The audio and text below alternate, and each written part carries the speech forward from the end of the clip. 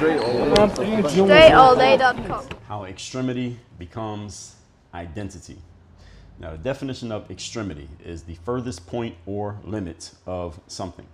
What we're really talking about here today is about being and living on the edge of being on the edge and living on the edge of the thing that you're doing, or the thing that you are about, or the thing that you want to be doing, or you want to be about. And this is when you are, again, at the extreme end. So something that others will know about you and maybe even partake in themselves. But because you're on that extreme edge and you're on that extreme end, the dabblers do not compare to you. The dabblers are actually looking up to you because one day they may want to get to where you are. Or they haven't dove all the way into it the way that you have. And that's the reason why you're in a position that you're in as compared to the position that they are in.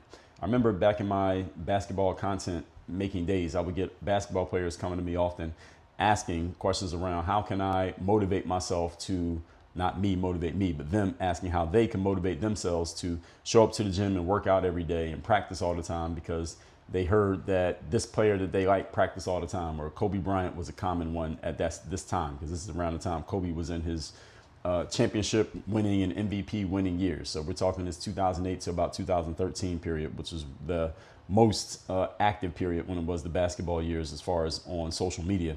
And a lot of players would say, well, I want to be like Kobe and practice every day and have his extreme work ethic. And Kobe had this reputation for having this crazy work ethic. Even though we didn't see a lot of the stuff he was doing, he just had this reputation for just being a really, really hard-working basketball player. And a lot of players wanted to play basketball and they knew they needed to practice to get better, but they couldn't find themselves able to go as far as they felt like they needed to go in terms of practice. So even though they were dabbling in practicing all the time, none of them were doing it the way that they heard Kobe did it. So they were looking at Kobe as the standard bearer for how to work super hard at basketball, even though they weren't doing it. So to have the identity, to have the extreme be your identity, you don't have to be the only person in the world doing it, but you must do it to an extreme that nobody else has done it. That's what makes it become part of your identity, to where you own it and everybody else who participates is just trying to catch up to where you're at. All right, how do you do that? Let's get into it. Point number one. Today's topic, once again, is extremity becomes identity. Number one, the things that you do at this extreme are how people come to define you. Again, this extreme, not these extremes. You don't need to be extreme at everything. But the things you do at this extreme are how you come to be defined. So if you think about it, just ask yourself, who are some people who are known for being at the extreme of doing certain things, saying certain things, talking about certain things? You could take someone like Donald Trump, depending on how you feel about him, positively or negatively.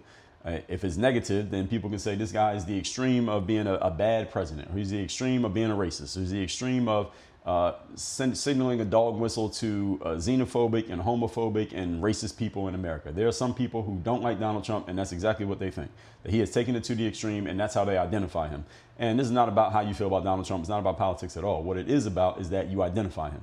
You identify him because of the extreme that he's going to. And if you're a fan of his, you may say he represents the extreme of presidents no longer focusing on trying to be a worldwide power, but just focusing on America being America. America first, making America great again. Let's get the illegals out of this country. Let's focus on what we want here in America and get back to traditional American values. He represents the extreme of that. For people on the other side of opinion about him, that's exactly how they feel about him. He's at the extreme. You think of someone like Steph Curry. What is he known for? Everybody who's listening to this, you don't have to be a big basketball fan. If you know who he is, what is Steph Curry known for? Steph Curry is known for being the person who is at the extreme of shooting three-pointers in basketball. He's made the most, I believe. Yeah, I'm pretty sure he has the record for the most three-pointers made in the history of basketball. He is known as the best shooter in the history of basketball because he's the most prolific, and he's pretty damn good at making those three-point shots go in. He's won a bunch of championships, and he's this baby-faced assassin who doesn't look that imposing physically when you look at him, look at a picture of him or something like that. He's at the extreme, right? And when you're at the extreme of things, people define you for that extreme. So most people live in the middle of things with average output, average opinions, average actions, and they're trying to do things in moderation. I remember there was this guy, actually it wasn't a guy, it was a girl that I was dating. She had a female friend who I knew, and the female friend started dating this new guy. And I remember me and the girl I was with went to have brunch with the girl and this new guy that she was with. And I'm just talking to the guy a little bit and getting to know him. We're just asking each other questions and stuff like that. And one of the things that this guy kept saying, we were talking, I don't remember exactly what we were talking about, but he was saying, I do this in moderation, I do that in moderation. And at one point he said, everything in moderation. And there was something weird about the guy. It was just something about this guy that seemed off. I don't know if he had been an alcoholic or he had been through some type of trauma in his life, because the way he was talking just sounded very scripted. It just wasn't organic the way he was talking. But I always remember him saying, he said it multiple times in the conversation, everything in moderation, everything in moderation. He said it with a smile on his face, but something about it just didn't feel right. But I'm thinking of him when I think of the word moderation. I always think of this guy, and this was like 15 years ago this conversation happened, more than that. This is fine to do things in moderation if you want to live as a moderate, average, forgotten person. Like, people who do things in moderation are average and forgotten. But just so all of you know. All right, that's the trade-off. And the world does not remember moderation. It remembers people who do things in extremes. Speaking of politics, the extreme politician often can beat the moderate politician at different times and in different climates, simply because the more extreme person can get people excited about the things that they care about. Moderation doesn't get anybody excited. So see, when you're being the moderate, the only way you can win is if people are tired of the extreme. So you can use it as a contrast, but it depends on the temperature. So you got to take the temperature and you got to be right about whatever call you make. Going to the extreme tends to be where you find the people who are most emotionally engaged in something. And when you can get people emotionally engaged, you can use those people to help you move the masses. And if you want to move the masses, you got to get people emotionally engaged. Look at Donald Trump. He was very good at getting people emotionally engaged on certain topics on which people were already emotionally triggered. They were just waiting for someone to come along and say, I see what you see. And he got a lot of people engaged. And he's dominated politics. He's probably going to have a 30-year run of dominating politics in America. Not 30 years, 15-year run of dominating politics in America. Even when he wasn't the president, he dominated the conversation. Why? Because of the extremes that he represents, both on a positive and a negative side, depending on who you ask. When you go all in on a thing and you go super hard at that thing becomes who you are in the eyes of others, and it becomes your own self-concept. Usually, if you're going super hard at something, you're probably doing it on purpose. Now, you can do things in moderation by accident without thinking about it. But if you're doing something at an extreme level to where other people see you as that person, then usually there's some intentionality behind that, right? And anything you want to have ownership of without having to even say it, you must live at the extreme end of whatever that thing is. And everyone else will naturally see you as that person who's about that thing, because every time they see you, that's what you're doing. They see you as that person because that's what you're doing. And anyone else who engages in that thing, you become their frame of reference for that thing. For example, speaking back to my basketball days, I was putting out basketball content every single day on YouTube. Before, that was a common thing to put content out every single day on any subject. So anyone who was watching or playing basketball between 2005 and 2015, they all know who I am. Even to this day, they all know who I am. They all know my name. And anyone who started creating content around that time, I was their frame of reference because I had the most content out there, and I was putting it out every single day, and people saw that I was real about it. I wasn't faking putting the content out there. I really was in the gym every day making new content.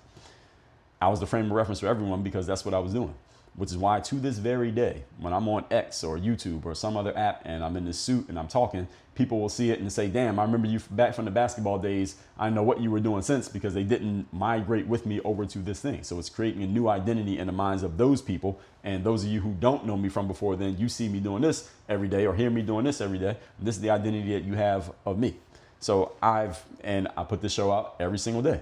And the extreme is, I'm just a very disciplined person. I'm a disciplined person. I'm a consistent person. I'm about repetition. I do the same things the same way every time. I think people can tell that. And it's all part of my ethos and part of who I am and what I am as a person. So when someone is looking for getting discipline in place, getting strategy in place, getting structure in place, turning this all into a process that produces consistent results, I'm the person that they call. Why? Because you see me living it, and I'm living it at, I think many people would say, it's extreme. Now, how do you put out a new episode of the show every day? How do you put out a new video every day? How do you seem to show up and have the same energy every day? Well, there's a system to it. Point number 2, today's topic, once again, is extremity becomes identity. Number 2, repetition at the edges forces recognition. When you consistently show up at the extreme edges of what you do, you form an imprint on people that they cannot forget and that everybody notices. When you keep doing things at the edge of a thing, people have no choice but to notice you. Why? Because you're on the edge. They know about the thing, but they never saw somebody take it to the extreme that you're taking it, and that's how you get noticed. Not the fact that you're doing it, the fact that you're doing it Number one, at the extreme. Number two, you keep doing it.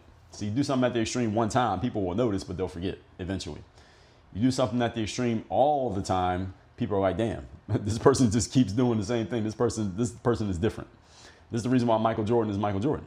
All right, he was known as a killer on the basketball court who was all about winning at all costs. And he said this in his own words.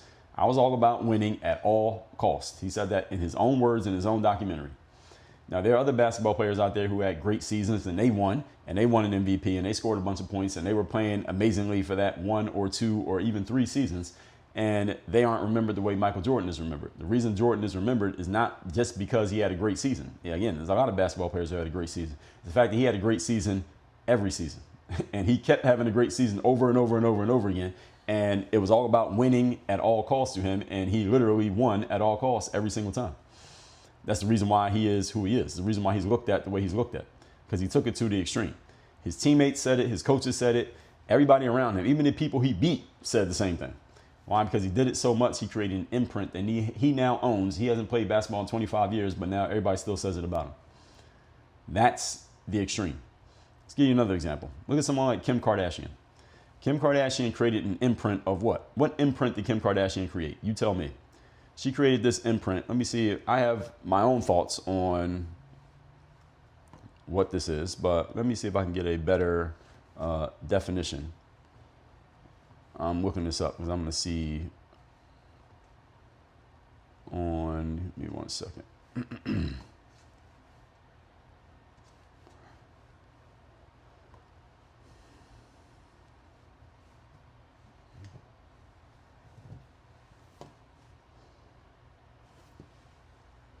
Kim Kardashian, here's the extreme she created the imprint of. All right, so I gave you a sports example, but I want to give you some other everyday life examples so you can understand.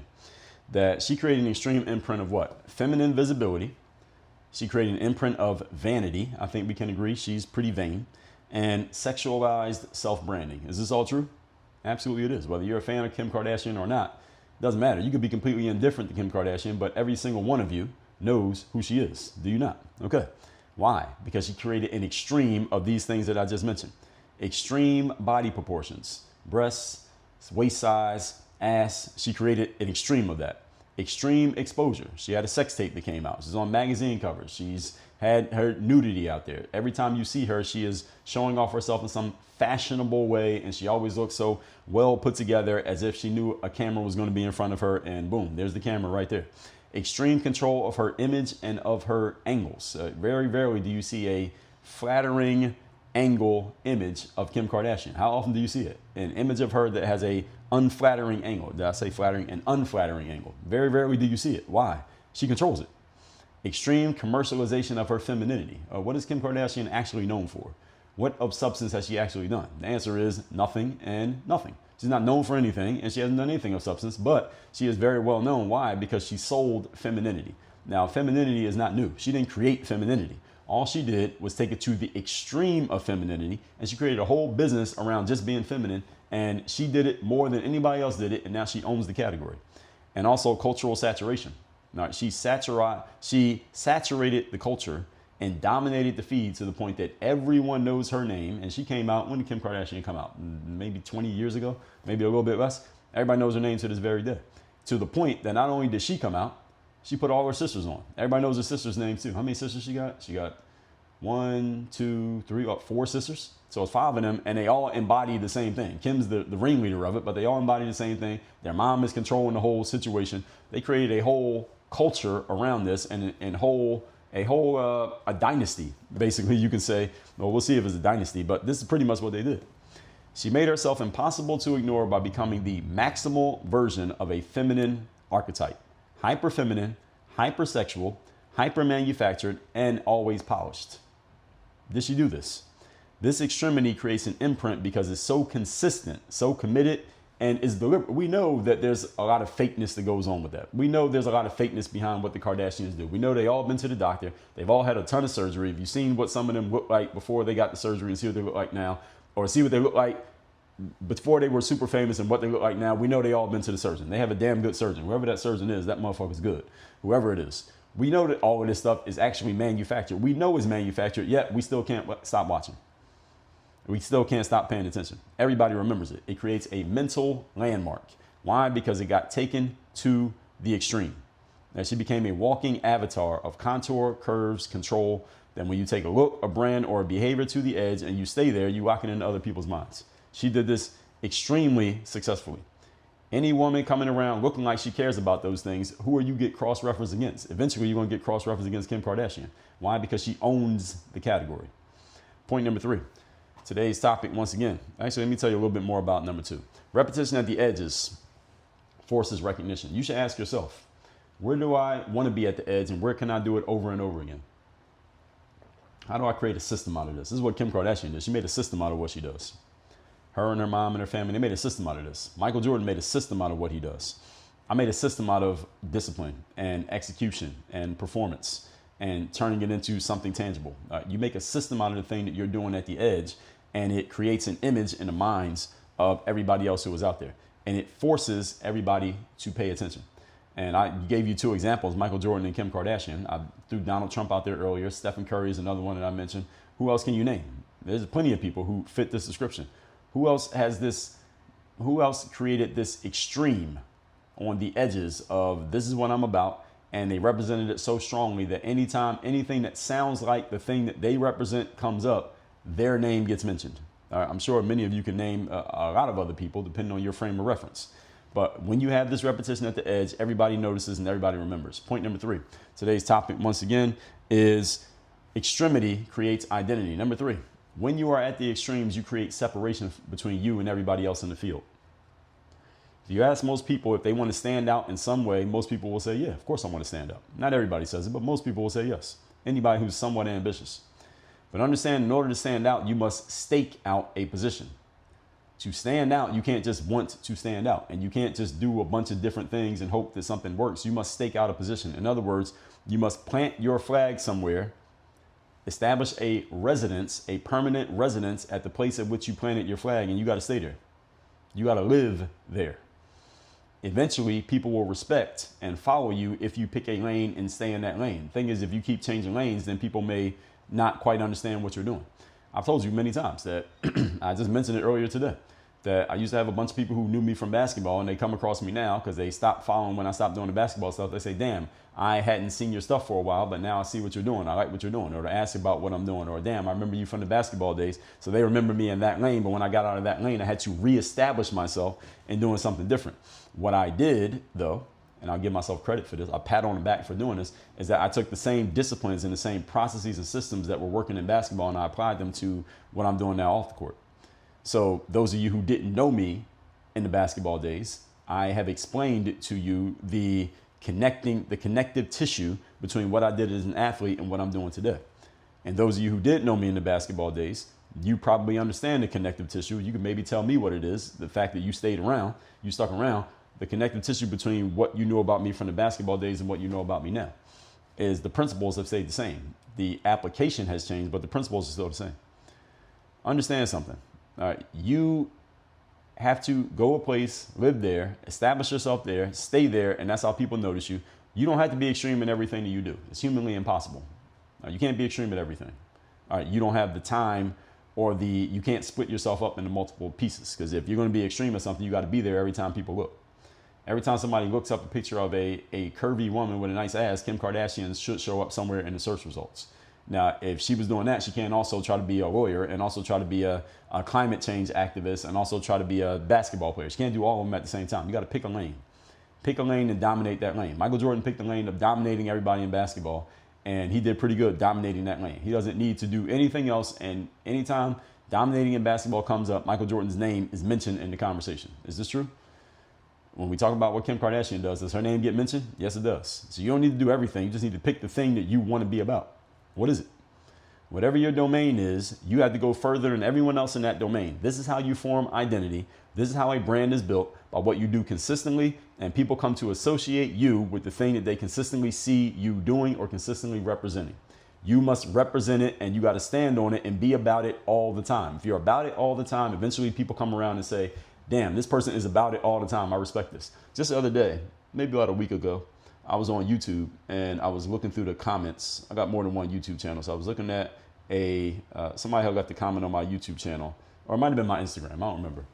It might have been a DM, as a matter of fact. I don't remember. I get messages from all different types of people with, I don't know, it's not their real name or their real face. And somebody had said something to me. He said, "Damn, Dre, you're the epitome of showing up consistently." LOL. Something that he said like that. I respect the hustle, whatever he was saying.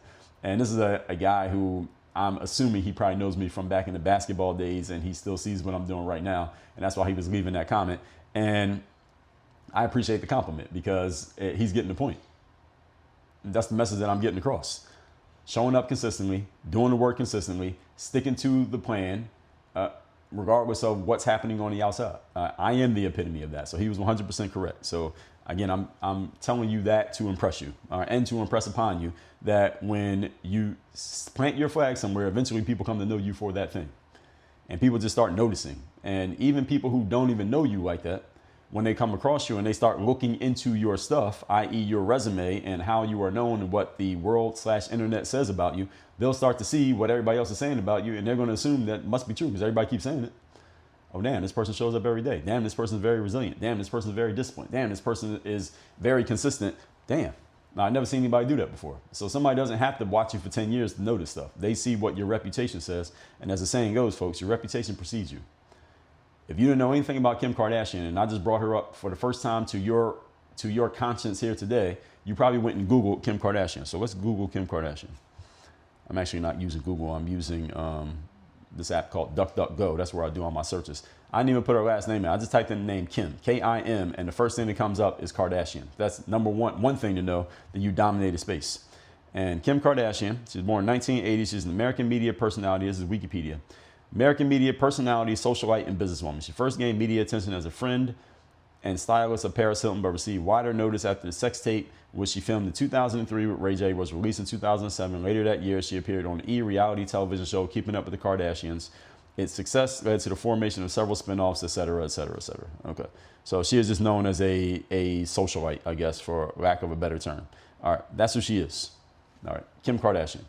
And when I look up Kim Kardashian, I'm going to go to images.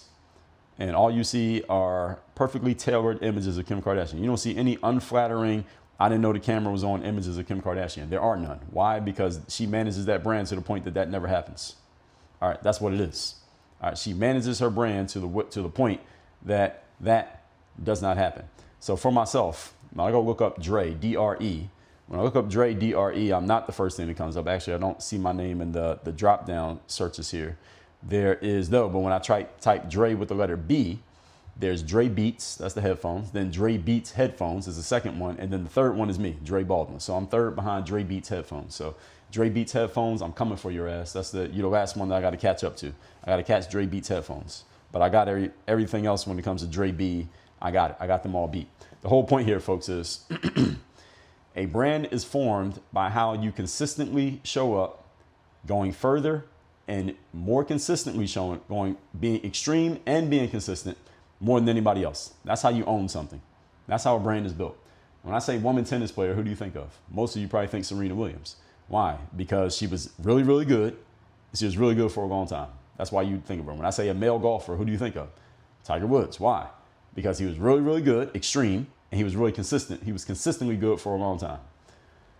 I mean, basketball player. You might think Michael Jordan, some of you may think LeBron, some of you may think Steph Curry for different reasons and in different time frames. When I say a woman with nice curves, nice ass, and just branding, femininity, and image, most of you probably think of Marilyn Monroe or Kim Kardashian.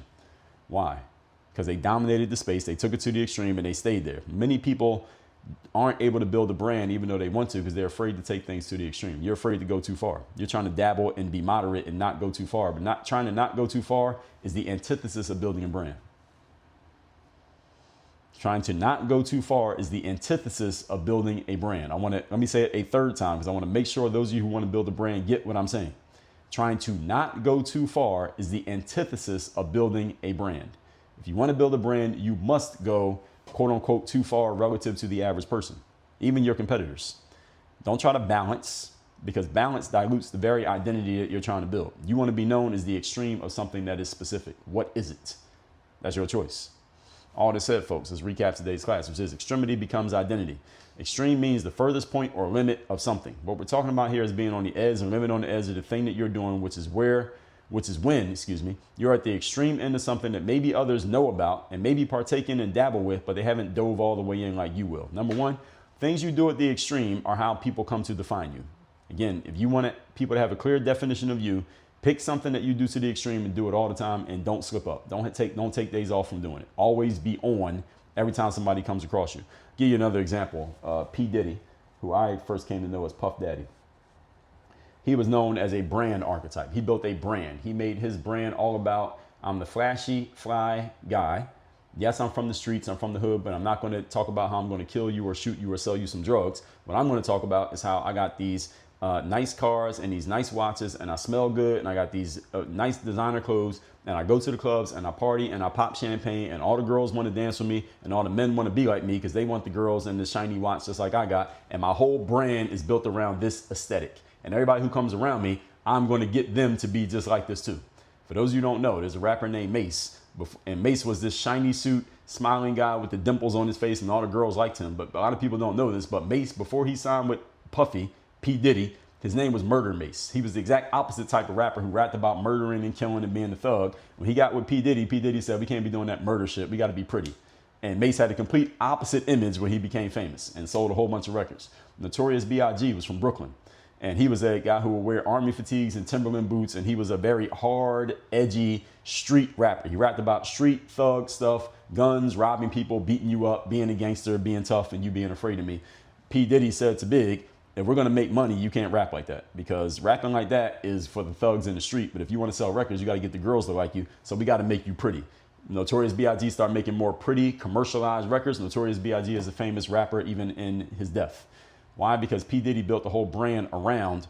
Let's get to the edges of this. We're going to take this jiggy, shiny, turning rap into a fashion show, and we're going to take this as far as it can possibly go. And all of you know who P. Diddy is, even if you're not a fan of P. Diddy. Michael Jordan, same thing. Kim Kardashian, another thing. Another example.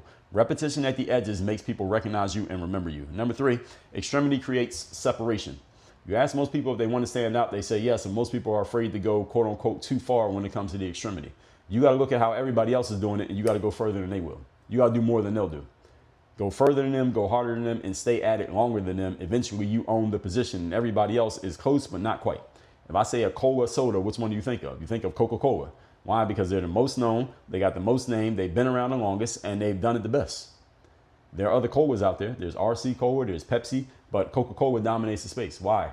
Because the way they've done it and how long they've done it. If I say a store that sells things for cheap, most of you think of Walmart. Why? Because they've done it the most and they've done it the longest. Everybody understand where I'm going here? All this said, folks, you want to take things to the extreme. You're tired of being humble. You're ready to be bold. You're ready to own a space. You want to dominate that brand in such a way that everybody is coming to you and all roads point to you when it comes to that thing. Go to workonyourgameuniversity.com. Work with me directly, and let's get this in place sooner rather than later. Now, not tomorrow. Workonyourgameuniversity.com. Work on your game. Dre all